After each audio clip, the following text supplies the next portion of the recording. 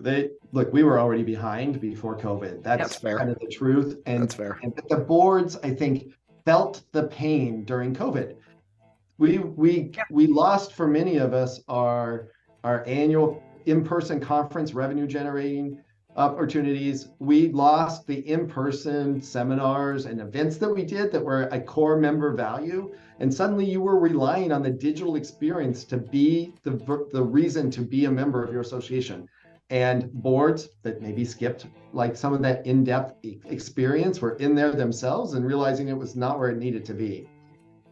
Chris, are you seeing though, because at Delcor, we saw the same thing. Big push, all of a sudden boards were willing to spend money in 2019, 2020, 2022, but we're seeing a little bit of tapping the brakes that we're hearing, like signaling from the board of like, how many more times are you going to come back? Or is this something that we can sustain? Because a lot of what we're seeing is this is coming out of reserves.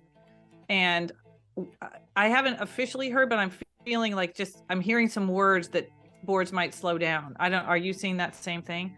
So nobody said the word recession in any of my meetings yet, but I read it every day in the business news, and I'm still trying to tease apart my perspective there too. So when we were doing, a year ago when we did roadmap work, I would say to the boards, I'm reminding you now, and I'm telling the team I'm working with to remind you every 6 months when they're talking to you. We're talking about a 5-year transformation, that this is not an in and out. And so the work that I do says, year 1, here's capital and operating, here's impact, 2, 3, 4, 5. And I also remind my team not to make the same mistake that I made at the American Bar, which was, I thought when it was approved, it was approved. But you have boards that change over, you have CFOs that change over, and that doesn't, when it was approved 18 months ago, doesn't mean it's still approved. So I've learned better to show up to those meetings with a 3-year-old, initiative and say, we are still in the middle of this.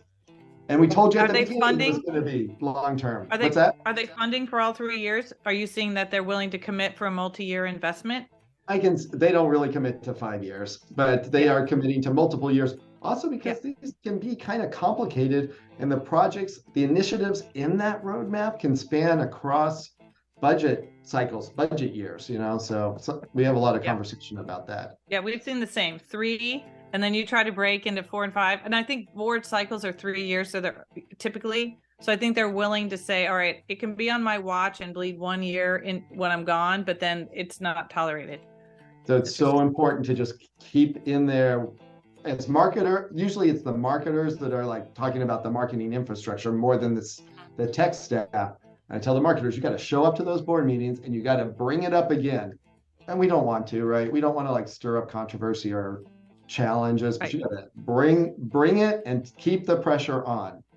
But there's some quote out there that says something like, the value of planning of the plan is the planning. The value of the plan is the planning. Yeah, okay. You get familiar with all the details, you understand how this links together so that you can then make the appropriate business adjustments. So the plan, is not always the end all. Well, I was talking to Elizabeth Morris, who's on the ASAE Marketing Council, and she said, we were talking about IT, finance, marketing, HR being the group that people depend on, but they're not included at the right time. So Elizabeth was saying, in marketing, when people are in those planning kind of blue sky, they tend to focus on the business, but they don't bring in all the groups who really make it work, IT, finance, marketing. And she said, then we're brought in to just send out an email campaign and go do your thing. But she's like, we're being cut off because we may have a lot to offer in those initial strategic meetings. Do you see that? What's your opinion on where you bring somebody in? And so our methodology is we start with a kickoff meeting that especially when we're working with a mid-sized associations, practically everybody's in the room. So it's not like this is a hidden, buried project. This is out in the open. We do stakeholder interviews for 2 reasons. I'm fairly transparent about this. One is to make sure you have your say early on, set some stakes down in the ground about things that we should know about. And then 2, to make sure you feel like you're a part of the process and we haven't overlooked you. And then we do some workshopping as well as we're developing those long-term plans. I hate writing it. somebody on the staff said, look, I'm going to write it for you. I was like, great, sounds good to me. And he cranked it out in ChatGPT, and he showed me the first draft. And we basically changed 3 words and it was done. But ChatGPT took it to the next level. And I've just been shocked. So we're starting to use this more in this way. Now, so you have to kind of still know what you're talking about, but I am fascinated about it obviously for press releases, but for all this blogging and content that we have to create for SEO. This is, I think, transformational. Then I look ahead and I think about what it could be for like customer service chat. So if we can connect this to our AMS system, where somebody says, like in the chat, they want to know when their membership expires. If we can figure out how to validate their identity, we can have that all offloaded into some solution. And then it just continues to permeate throughout the organization. I've read. Well, doesn't it put even more emphasis on the user that's using the technology now, right? Because I've put really complicated directives into it and it takes all these things into account. But if I put something really vanilla that wasn't very thoughtful into it, it wasn't going to give me what I asked. So doesn't it put a bigger emphasis on the creativity of the person to say, this is what I want included and some sentiment around it, in order for it then to produce the thing that they want? Because boring in, boring out, I guess, right? Yeah, I mean, kind of what I think you're saying is like, if you were a good writer before, where you thought through these things, these notes you needed to hit in your composition, you should be able to work with ChatGPT. And if you were bad before, you're not going to get solved. It's not going to solve it for you. Right. I see it as like a force multiplier, as a thing that helps my staff potentially become even more productive. Mm-hmm. Okie dokie. And stop. Or like planning versus execution. What comes to mind, Chris?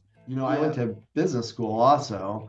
And in business school, they were always like hammering me that I wasn't thinking big enough and I was being too operational. But I remember, who was the CEO of GE? Jack Welch, right?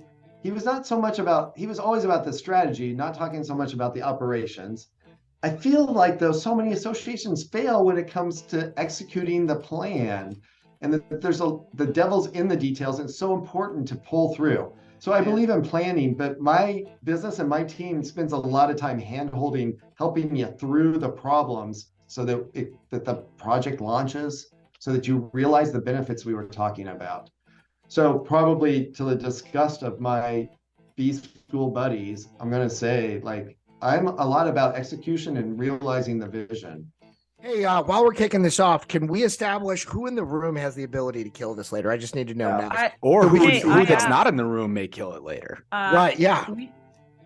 One of my recon projects at the beginning is who's a blocker. And then one of our clients, they had a kind of a contrarian group, and they actually had someone on the core team who was responsible for managing the blockers. And they gave him like this really catchy title, which I'm not recalling this minute. But I'm not at liberty to say where everyone stole it. And I'm like, okay, if we have like a whole group, we might have to assign a special ops team for the negative group and watch them carefully. Did they know they were being managed, or was this like a special covert op? Yeah, okay. It was covert. Oh, covert. Do they I'm now, sure they figured it out. Yeah. But they said this group, everyone knows who they are, and they think that they're being helpful, but they are the blockers, and everyone. But they had to be on the team, and so they literally, one person's job was like special manager of that group. So anytime, lots of times these blockers are saying, what if it fails? What if this doesn't work? There's a chance that this small group of our members are not going to be happy. And I try to just transform the culture enough that says, yeah, what if it fails? That's okay. We're driving a lot of change. 10% of it's going to fail. So maybe this will be the one out of the 10 projects that fails, but that doesn't mean we shouldn't try it. Maybe those members are going to be upset. Maybe they're not. Maybe they're only 2%. I've had too many conversations when I was the CMO in the past. We were really scared about coming out with some policy, coming out with some positions. And, we were 400,000 members. And when we would get 30 phone calls complaining about it, I had to remind everybody, That's like not even measurable. That's not a measurable response. So yes, we had 30 calls, but you have 400,000 members. That's not, in fact, that didn't fail. It's an incredible success. Yeah, like there's no bad ideas and brainstorming type of thing. Somebody's making a little effort, you don't try and shut it down. You try and nurture it. Yeah. Right. Or they're using the wrong words or the wrong phrase, but you know that the essence of what they're saying, and they need to be nurtured a little bit. Like, again, not to be super Pollyanna about it, but like we all had a break in our career. So it just really aggravates me when somebody uses punishment type techniques to make themselves look smarter, and they don't. It makes I'm ready for